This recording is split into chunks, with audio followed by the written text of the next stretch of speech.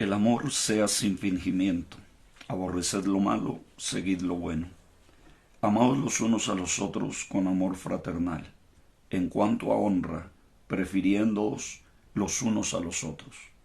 En lo que requiere diligencia, no perezosos, fervientes en espíritu, sirviendo al Señor, gozosos en la esperanza, sufridos en la tribulación, constantes en la oración, compartiendo para las necesidades de los santos, practicando la hospitalidad. Bendecid a los que os persiguen, bendecid y no maldigáis. Mi saludo para todos en esta hermosa ocasión, deseando como siempre que si el día de ayer para usted fue bueno, el de hoy sea mucho mejor. Y si el día de ayer para usted tuvo algunos tropiezos, hoy esos tropiezos se conviertan en expresiones de gozo, de alegría y de victoria al poder ver en su propia vida la respuesta del Dios de los cielos. Nuestro tema, dones espirituales. Y en la carta a los Romanos, en el capítulo 12, el apóstol Pablo hace mención de algunos de esos dones que algunos de los que menciona el apóstol aquí, incluso podíamos llamarlos los dones olvidados, los dones que nadie quiere, los dones que se dejan de lado, pero que constituyen también el fundamento estructural y espiritual de la Iglesia de Cristo. La Iglesia del Señor es por excelencia un pueblo de carácter espiritual. El carácter de la Iglesia no puede ser un carácter mundano, no puede ser un carácter carnal. Necesariamente la Iglesia es un pueblo espiritual. La naturaleza de la Iglesia es una naturaleza espiritual. La Iglesia no fue constituida para llenar espacios únicamente en esta tierra. La Iglesia fue constituida para llenar el corazón de las personas de la presencia, de la gracia y de la bondad de Dios. El que viene a la Iglesia, el que se convierte a Cristo, el que es parte de la Iglesia, necesariamente notará que su vida es una vida espiritual. Porque los que son del Espíritu piensan en las cosas del Espíritu, y los que son de la carne siguen pensando en las cosas que son de la carne. Interesante que muchas veces queremos hacer la obra del Señor utilizando estrategias humanas, utilizando formas humanas, tomando recursos que no vienen de Dios, que no vienen de lo establecido por Dios para llevar a cabo su obra. Pero cuando la Iglesia entiende que su labor es espiritual, que su proyección es el cielo, que su motivación es la gloria de Dios, que su móvil principal es la gloria de Dios, entonces la Iglesia puede marchar en la dirección correcta. Estos dones comienza el apóstol Pablo diciendo, de manera que teniendo diferentes dones, ya la Iglesia los poseía, ya Dios los entregó a la Iglesia, ya Dios los dio a la Iglesia.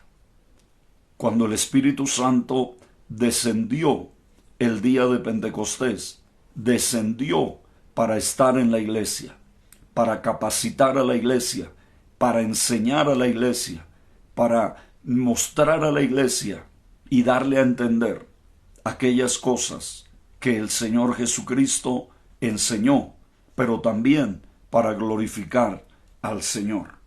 De manera, dice capítulo 12 de Romanos, versículo 6, de manera que teniendo diferentes dones, según la gracia que nos es dada.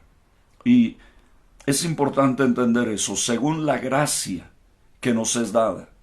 No según lo que nosotros podamos aportar, sino lo que Dios aporta para nosotros. No es que nosotros podemos alcanzar los dones o quizá porque somos mejores, según la gracia que nos es dada. Ayer hacíamos mención a que el apóstol Pablo dice que Dios repartió a cada uno como Él quiso, no como la iglesia quisiera, no como los líderes quisieran.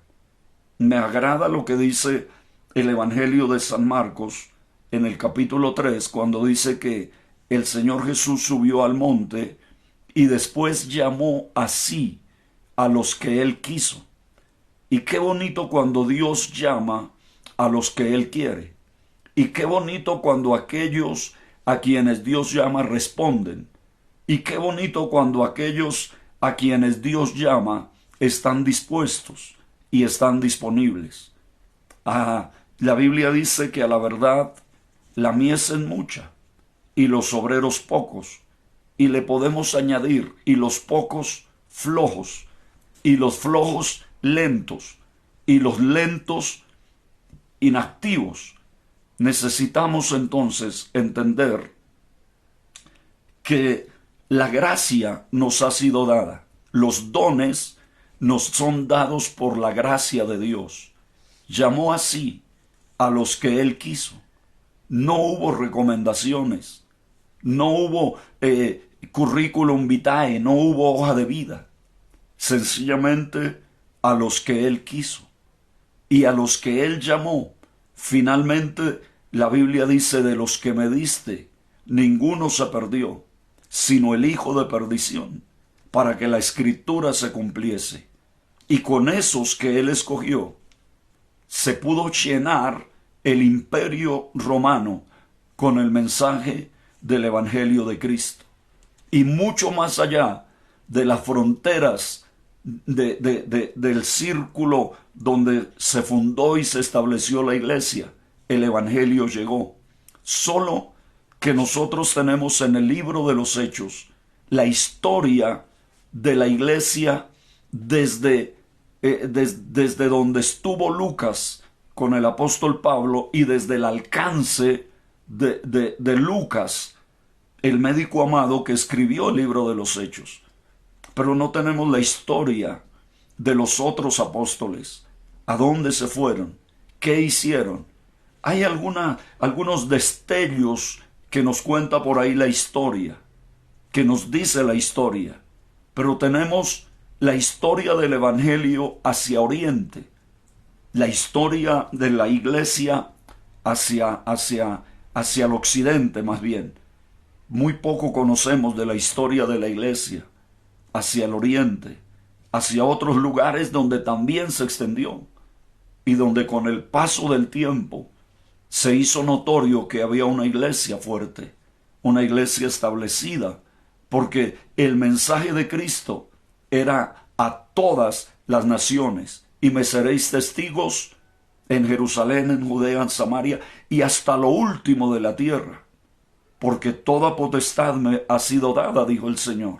Por tanto, vayan y hagan discípulos a todas las naciones.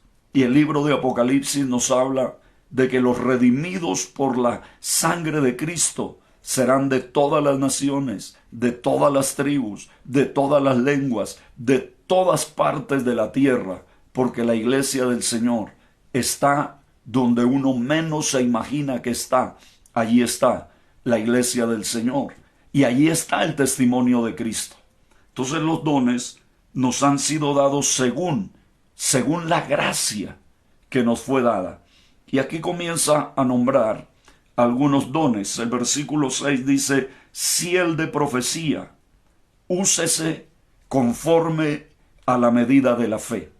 Note que el apóstol Pablo le coloca, pudiéramos decir, una etiqueta. Tiene usted don de profecía, úselo conforme a la medida de la fe. No se desborde. Hoy los profetas hablan de cosas tan extraordinarias que quizá la fe no les alcanza para lo que muchas veces están hablando, profetizando y diciendo. Pero además la fe no solamente es ese creer que Dios lo puede hacer. No solamente es ese creer que para Dios es posible. La fe también es para vivir la vida cristiana, más el justo, dice la Biblia, por su fe vivirá. La vida del creyente está determinada por su fe. Y la fe está determinada por la palabra de Dios. El cimiento, el fundamento de la fe es la palabra, porque la fe viene por el oír y el oír por la palabra de Dios. No, la fe no es sencillamente una expresión, o si se quiere una locura, de decir es que yo creo que Dios me puede entregar, me puede dar lo más grande que hay en mi nación. No, si Dios no me lo ha dicho, aunque yo lo crea, eso no es fe. Fe es creer en lo que Dios ha dicho y creer que lo que Dios dice es la verdad. Dios te habló, tú lo crees, eso se llama fe, porque tu fe está cimentada en una palabra de Dios, en la palabra de Dios. Y toda palabra que oímos, que escuchamos, debe ser medida por lo que dice la Biblia. La medida de las expresiones que oímos. Cuando la gente dice Jehová Dios dijo, Dios habló, Dios me mostró, Dios, debemos llevar eso a la palabra de Dios. Dios te pudo mostrar algo, pero el filtro de ese algo es lo que está escrito en la Biblia. Porque debemos aprender a no pensar más de lo que está escrito. Muchas personas han pasado su vida esperando algo que Dios nunca les prometió. Se lo prometió un profeta, se lo prometió alguien que iba de paso, pero quizá no fue Dios. Y si fue Dios, pues haces bien en esperarlo, pero si no fue Dios, haces bien en dejarlo de lado y seguir tu vida con fe. Entonces dice que el don de profecía debe ser usado conforme a la medida de la fe. Y luego hay otro don, versículo 7, dice, o si de servicio. Bueno, si usted no tiene don de profecía, pero tiene don de servicio, ¿cómo debe usar el don de servicio? En servir. Y qué bonito que en las iglesias siempre haya personas con el don de servir. De hecho, la máxima expresión del discipulado es el servicio.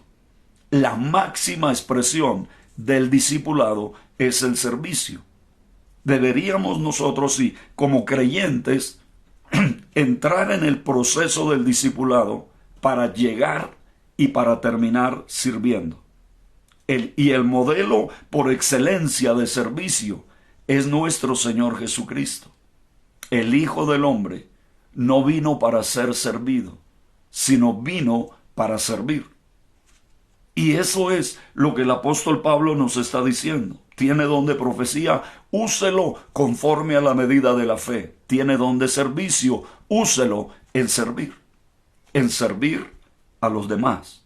Porque muchos nos llenamos la boca diciendo, yo le sirvo a Dios, pero al que está a mi lado ni siquiera le extiendo un vaso con agua.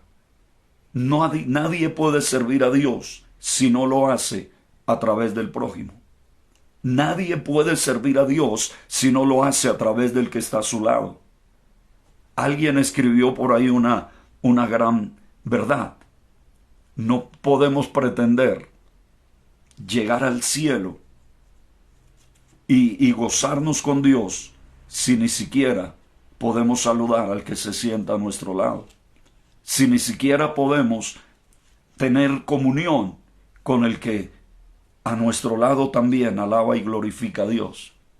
Entonces dice aquí la Biblia que si usted tiene don de profecía debe usarlo conforme a la medida de la fe. Y si tiene don de servicio, que lo use en servir. Servir es la máxima expresión del discipulado. Nosotros pensamos a veces que el discipulado tiene como meta el bautismo, que esa persona que está recibiendo lo que llamamos discipulado, pues finalmente terminé bautizándose. Lo que nos enseña la Biblia es que el discipulado termina cuando el discípulo aprende a servir. Y aprende a servir como sirvió el Señor. Y aprende a servir como nos enseñó, porque el discípulo no puede ser mayor que su maestro. Pero bástele al discípulo, dice Jesús, ser como su maestro. Entonces la máxima expresión, es más, el punto más grande al que puede aspirar un siervo de Dios es al de servir. Dios no nos llamó para que nos sirvamos. Dios nos llamó para que sirvamos. Y como decía un hermano, un siervo de Dios, solía decir, y el que sirve, sirve, y el que no sirve, no sirve. Y alguien dijo también por ahí, que el que no vive para servir, no sirve para vivir. Y estamos en medio de una generación donde todo el mundo quiere que le sirvan. Hijos que quieren que sus padres les sirvan. Estudiantes que quieren que sus profesores les sirvan. Pareciera que hoy el sentimiento que hay es, yo soy tan importante que todo el mundo me debe servir. Lo que nos presenta el Señor Jesús es muy diferente. Mi prójimo es tan importante que yo le debo servir. ¿Recuerdan la enseñanza que el Señor Jesús dio con respecto al buen samaritano? Porque estaba hablando el Señor con alguien y en ese diálogo, pues el Señor le pregunta que ¿cuál es el principal mandamiento? Y este hombre le dice que hay que amar a Dios con todo el corazón, con todo el alma y al prójimo como a sí mismo. Y el hombre le pregunta al Señor, ¿y quién es mi prójimo? Y el Señor le relata lo del buen samaritano, de ese hombre que descendía de Jerusalén a Jericó y cayó en manos de ladrones, los cuales le despojaron e hiriéndole le dejaron medio muerto, tirado a la orilla del camino. Por allí pasó un sacerdote, por allí pasó un levita y por allí pasó un samaritano. Para los que estaban oyendo, el samaritano era el que menos debió haber hecho algo, el más despreciable. Pasó su reverencia el sacerdote, pasó el gran líder el levita, pero pasó aquel a quien nadie tiene en cuenta, a quien nadie mira, a quien nadie aplaude, a quien nadie reconoce, un samaritano. Iba de camino. Y ese que iba de camino se compadeció del hombre, fue movido a misericordia. Lo recogió, conocemos la historia. Finalmente la gran pregunta que hace el Señor es, para usted, ¿quién fue el prójimo del que cayó en manos de ladrones? La respuesta, el que usó de misericordia. Y Jesús le dice a aquel fariseo, ve y haz tú lo mismo. O sea, haz lo mismo que hizo el samaritano. Busca a tu prójimo y ayúdale. En términos del Señor Jesucristo, no es quién es mi prójimo para que me ayude, sino de quién soy yo el prójimo para ayudarle. De quién, no quién me puede servir, sino a quién yo puedo servir. Los dones no nos son dados para grandeza. Los dones nos son dados para servicio. Los dones no nos son dados para exaltación propia. Los dones nos son dados para levantar al que está caído, para ayudar. Porque ¿quién es el mayor? ¿El que sirve o el que se sienta a la mesa? Siempre lo planteamos. Como conocemos la Escritura, como sabemos la respuesta del Señor, siempre solemos decir, el que sirve es el mayor. Pero en términos humanos, el mayor es el que se sienta a la mesa y el menor viene a servirle.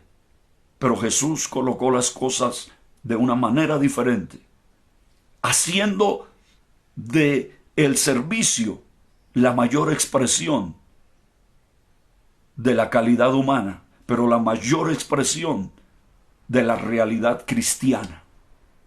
De tal manera que nosotros tenemos que aprender siempre que hemos sido llamados a servir y no para que nos sirvan.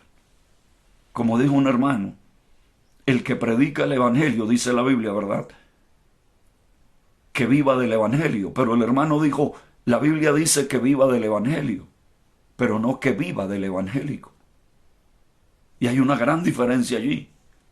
Porque a veces la persona que recibe algo de Dios, que recibe un don, un ministerio, un llamado de Dios, piensa entonces ahora que Él está puesto allí como un gran Señor para que los demás le sirvan. Y usted no está puesto allí como un gran Señor para que los demás le sirvan. Usted está puesto allí como un gran siervo para servir a todos. Si alguno de ustedes quiere ser grande, dijo el Señor Jesús, hágase el siervo de todos. ¿Realmente usted quiere ser grande, mi amigo, mi hermano?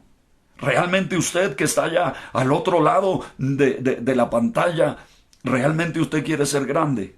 Entonces dedíquese a servir y será considerado grande en el reino de los cielos.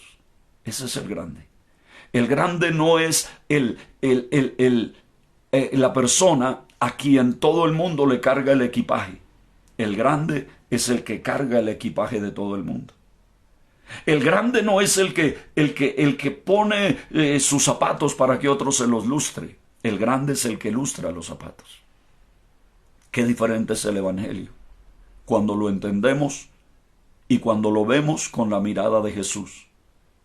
Qué diferente es el evangelio cuando lo apreciamos desde la perspectiva de quien vino a traernos el evangelio. Nada más y nada menos que el Hijo de Dios, el cual siendo en forma de Dios no estimó el ser igual a Dios como cosa que aferrarse, sino que se despojó, haciéndose siervo, haciéndose hombre, haciéndose siervo y muriendo por todos nosotros, entregando lo más precioso, su propia vida, para nuestra redención. Los dones no te hacen más grande. Los dones te hacen más útil para servir a otros. Quiero repetir esto, los dones no te hacen más grandes. Los dones te hacen más útil para servir a los demás. Que Dios les bendiga, que Dios les guarde. Llegó el cafecito y no hay que dejarlo enfriar. Bendiciones.